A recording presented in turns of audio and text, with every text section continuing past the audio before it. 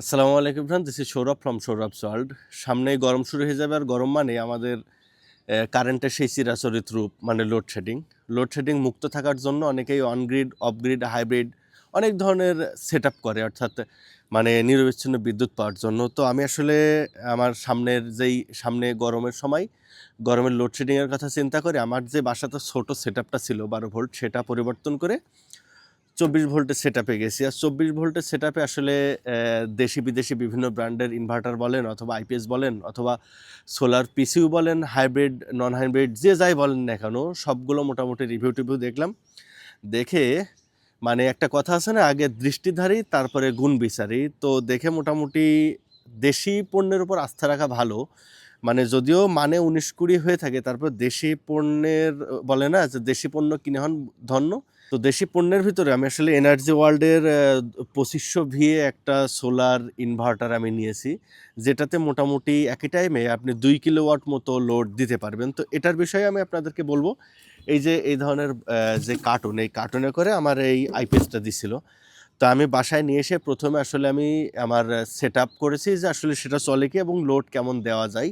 আমি সব কিছু টেস্ট করে মোটামুটি আবারও খুলে আপনাদেরকে একটা রিভিউ দেওয়ার জন্য নিয়ে আসছি ছাদে, যে এই যে আইপিএসটা সেটার বিষয়ে। আমরা যদি একটু কাছে আসি তাহলে মোটামুটি এটা হলো বেশ হেভি বলতে, আমি যদি হাইটটা দেখাই এত দূর, হ্যাঁ, আর যদি এরকম প্রায় 1 হাত মতো, বেশ ওজন কিন্তু 20 কেজির উপরে হবে।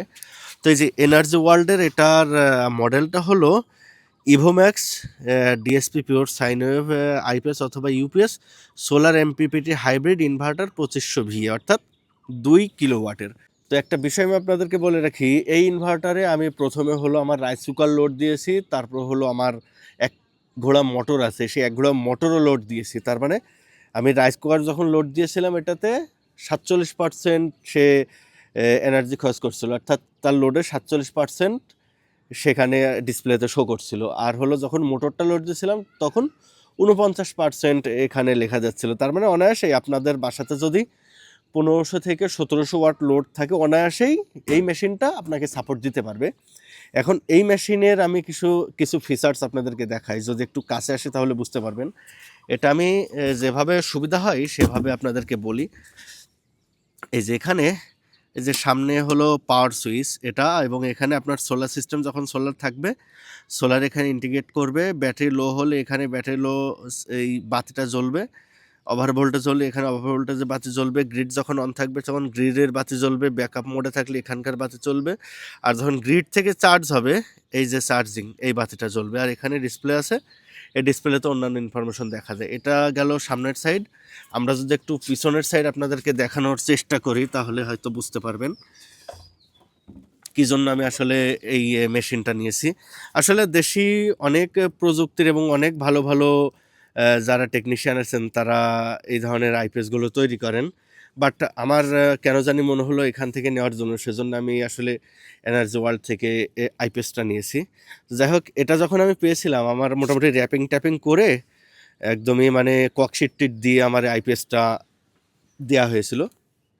পিছনে যে ক্যাবেলটা মোটামুটি বেশ হেভি ক্যাবেল, হ্যাঁ, আমি যখন খুলছিলাম তখন আমি দেখছিলাম। আর ক্যাবেল, এই যে প্লাস মাইনাস যে ক্যাবেল, এটা এর সাথে কিছু এক্সট্রা ফ্যাসিলিটিস আছে। আমি প্রথম থেকে ধরি, এসি ইনপুট, হ্যাঁ, এখানে হলো এটা দিয়ে দিচ্ছে, কারণ এটা হেভি ওয়েটের আইপিএস। তো আপনি যদি প্লাগ সিস্টেম দেয়, প্লাগের গোড়া পুড়ে যেতে পারে, সেজন্য এটা এসি ইনপুটের লাইন, নিউট্রাল, আর্থিন, মিডিল, হ্যাঁ, এবং এসে আউটপুট, এখান থেকে আউটপুট আপনি নিতে পারবেন, একটারও নিতে পারেন, দুইটাও নিতে পারেন। এখানে লাইন, আর্থিন, নিউট্রাল এরকম দিয়ে আছে।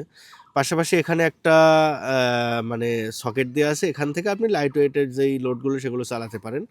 এখানে সোলার যে ইনপুট, এখানে লেখা আছে সোলার মাইনাস, সোলার প্লাস, এখানে 100 ভোল্ট ম্যাক্সিমাম দেওয়া। বাট এইটা আমার যেহেতু 24 ভোল্ট সেট আপ, এটাতে আমি maximum 200 volt solar panel use করতে পারবো। পাশাপাশি হলো আমি 1400-1500 ওয়াট মতো সোলার প্যানেল ব্যবহার করতে পারবো, কারণ তাদের ভাষ্যমতে এটাতে 50 থেকে 60 অ্যাম্পিয়ারের কন্ট্রোলার ব্যবহার করা হয়েছে। বাট আমি মনে করি যে 40 থেকে 50 অ্যাম্পিয়ার মতো এই চার্জ কন্ট্রোলারের ধারণ ক্ষমতা, সেজন্য 1400-1500 ওয়াটের প্যানেল দিলে এবং সিরিজ করে দিয়ে মোটামুটি 150 ভোল্টের ভিতরে আপনি প্যানেল দিলে 150 ভোল্টের ভিতরে আপনার যেই কি বলা চলে যে ওপেন সার্কিট ভোল্টের প্যানেল আপনি যদি 500 ওয়াটের 3টা করে দেন, মানে সিরিজ করে দিলে অনায়াসে এটা কিন্তু ভালো একটা সাপোর্ট দিবে এর যে এমপিপিটিটা আছে। তো আমরা যদি আরও একটু জুম করে আপনাদেরকে দেখানোর চেষ্টা করি তাহলে বুঝতে পারবেন। এখানে 2টা কুলিং ফ্যান দেওয়া হয়েছে এবং এখানে একটা সুইচ দেওয়া হয়েছে গ্রিড এবং সোলার। এটা আসলে সোলার যে আইপিএসটা এটাতে আমি ওনাদের কাছে শুনেছি এটা কোনো কাজ নাই, বাট নন সোলার যে আইপিএসটা ওনাদের কাছে পাওয়া যায় এটা গ্রিডে দিয়ে রাখলে গ্রিড চার্জ হয়, সোলারে দিয়ে রাখলে গ্রিড চার্জ স্টপ থাকে। এখানে ইনভার্টার মোড, ইউপিএস মোড, 2টা মোড এখানে দেওয়া আছে যে আপনারা যারা সেন্সিটিভ ডিভাইস ব্যবহার করবেন তারা ইউপিএস মোডে এবং যারা ইনভার্টার মানে নর্মাল মোডে ব্যবহার করবেন তাদের জন্য ইনভার্টার মোড আছে। এখানে সার্কিট ব্রেকার আছে আউটপুটে, এটা হ্যাঁ ইনপুটে না কিন্তু, যে আপনার লোড ইনস্ট্যান্ট লোড যদি আপনি বন্ধ করতে চান এখান থেকে একটা ওয়ালটনের সার্কিট ব্রেকার তারা দিয়ে দিচ্ছে। এখানে একটা সুইচ দিচ্ছে বেশ ভালো একটা কাজের, আমি আপনাদেরকে বলি। এই সুইচটা এখানে এসি বাইপাস লেখা এবং এখানে নর্মাল লেখা। আপনার যখন আইপিএস চলবে এবং সমস্ত সব কিছু ঠিকঠাক চলবে তখন আপনি এই যে নর্মাল মোডে যদি দিয়ে রাখেন তাহলে সব কিছু স্মুথলি চলবে। বাট আপনার কোনো কারণে আইপিএস ফল্ট করলো তখন আপনি নর্মাল মোড থেকে আপনি যদি এসি বাইপাস মোডে দিয়ে রাখেন সেক্ষেত্রে সে ডাইরেক্ট ইনপুট আউটপুট এক করে দেবে এবং ইনভার্টারের যে সুইচটা সেটা অফ করে ইনপুট দিয়ে কারেন্ট ঢুকবে, আউটপুট দিয়ে বের হবে, বাইপাস হয়ে চলে আসবে, এরকম একটা বিষয় সেই। আর এছাড়াও এখানে তিনি একটা কাজ করছেন যে 3টা যে ফিউজ, এই ফিউজের সিস্টেমটা এখানে দিয়ে রাখছেন যে কোনো কারণে যদি বোর্ড শর্ট হওয়ার ফলে ফিউজগুলো নষ্ট হয়ে যায় সেক্ষেত্রে এটা চেঞ্জ করা যাতে যায়। এছাড়াও আমি যখন আমার এই বক্স থেকে আইপিএসটা বের করছিলাম আমি কিন্তু বেশ কটা জিনিস পাইছি। এটা মোটামুটি পলিটলে দিয়ে মোড়া ছিল, ককশিট টিট দেওয়া ছিল, এছাড়াও 3টা এক্সট্রা ফিউজ দিছিল। এবং আরেকটা বিষয় বলে গেছি, এখানে যে ক্যালিব্রেশন করার জন্য একটা তারা কি বলা চলে মানে সুইচ মতো একটা ইয়া দিছিল, যে বাটন দিছিল 3টা, সে ক্যালিব্রেশন সেটিংয়ের যেই ইয়াটা সেটা আমি নিচে রেখে আসছি, দেখাতে ভুলে গেছি। ওইটাও দিচ্ছে যে আপনি আপনার ইচ্ছা মতো এই আইপিএসটা ক্যালিব্রেশন করে নিতে পারবেন। ক্যালিব্রেশন বলতে এটা আমি আপনাদেরকে একটু বলি, এবার একটু কথা বলি তাহলে আপনারা বুঝতে পারবেন। তো আইপিএসটা আমি আসলে 2 দিন আগে আমার হাতে পাইছি এবং 2 দিন যাবত আমি ব্যবহার করেই আসলে আপনাদের সাথে ভিডিও করার জন্য আবারও খুলে নিয়ে আসছি ছাদে। এ বিষয়ে বলি যে এই আইপিএসটা হলো মোটামুটি অন্যান্য বাংলাদেশের সমস্ত আইপিএসের মতোই, তবে আমি ভিতরটাও খুলে পরবর্তী ভিডিওতে আপনাদেরকে দেখাবো।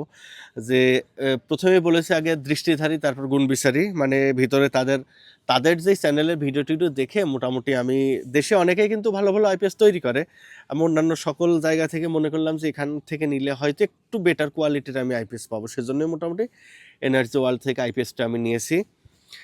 মোট কথা 2 কিলোওয়াটের আইপিএস, হ্যাঁ সোলার আইপিএস। আমার পিছনে দেখেন যে 2টা কিন্তু 430 ওয়াটের প্যানেল আছে। আমি আরও একটা 430 ওয়াটের প্যানেল দিলে এটার যেই সোলার, সেই সোলার থেকে ব্যাটারি চার্জ করে পাশাপাশি আমার যেই লোডগুলো আছে সেই লোডগুলো আমি চালাতে পারবো। আমি কালকে কি করছি যে আমি প্রথমে একটা রাইস কুকারে একবার ভাত রান্না করছি, তারপর আমি মোটর দিয়ে আমার পানির তোলেছে যে একসাথে যদি সবগুলো লোড দেন এটা কিন্তু আসলে সে ব্যাকআপ দিতে পারবে না। আমি প্রথমে রাইস কুকারটা লোড দিয়ে দেখছি চলে কিনা, বেশ ভালো। তারপর ফ্রিজটা লোড দিচ্ছি চলে কিনা, ফ্রিজও স্মুথলি রান করে। তারপর আমি পানির মোটরের ইয়াটা দিচ্ছি, যে পানির মোটর আপনারা জানেন যে ওটা কিন্তু মানে স্টার্টিংয়ের যে লোডটা অনেক বেশি, তারপরেও এটা স্মুথলি হ্যান্ডেল করছে। তার মানে মোটামুটি বেশ হেভি ওয়েট নেওয়ার সক্ষমতা রাখে এই আইপিএসটা, সেজন্য আমি আসলে নিয়ে আসি। আর এছাড়াও এই যে সাইডে এমপিপিটির যে কন্ট্রোলার সাইডে আরও একটা ফ্যান আছে, টোটাল 3টা ফ্যান আছে।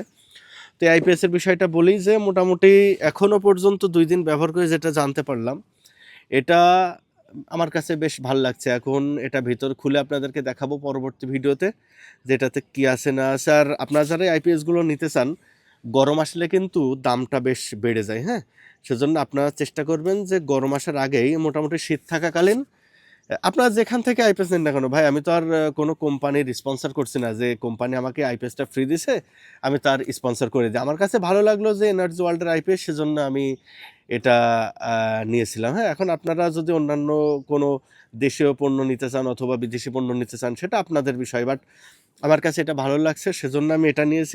আমি একটা জিনিস ভাবতাম যে বড় এপিএস মানেই হয়তো সে বিনা লোডে অনেক বেশি ব্যাটারি থেকে ডিসচার্জ করে অথবা সে কারেন্ট থেকে এক্সট্রা হয়তো ওয়াট নেয়, বাট বাস্তবতা দেখলাম যে এটা আসলে রানিং থাকা অবস্থায় ব্যাটারি ফুল চার্জ হয়ে গেলে যদি এটা সম্পূর্ণ মানে কারেন্টে দেওয়া থাকে 20 ওয়াট 22 ওয়াটের ভিতরে সে মোটামুটি তার মেশিনপত্রকে রান করার জন্য সে খরচ করে থাকে। আর যদি আপনার কারেন্টের লাইন বন্ধ থাকে সেক্ষেত্রে ব্যাটারি থেকে সে 24 ভোল্ট সিস্টেমে 1 অ্যাম্পিয়ার অথবা 1.10 অ্যাম্পিয়ার মতো সে ডিসচার্জ করে, অর্থাৎ আপনার 24 ভোল্ট সেটার থেকে 13 ওয়াট 14 ওয়াট এরকম আর কি সে নিজের এই যে মেশিনটা রান করার জন্য অর্থাৎ ইনভার্টার মোডে থাকার জন্য সে খরচ করে। তো এরকম একটা বিষয় আসে। তো যাই হোক, এআইপিএসটা আমি আসলে আমার ওভারলুকটা আপনাদেরকে দেখালাম, আর পরবর্তী ভিডিওতে আমি এটা খুলে আপনাদেরকে দেখাবো যে এটার ভিতরে আসলে কী ধরনের কম্পোনেন্ট তারা ব্যবহার করছে, অর্থাৎ আমি আপনাদেরকে A to Z ধারণা দেওয়ার চেষ্টা করবো এই আইপিএসটা সম্পর্কে। আরও একটা বিষয় দেখি যে এটা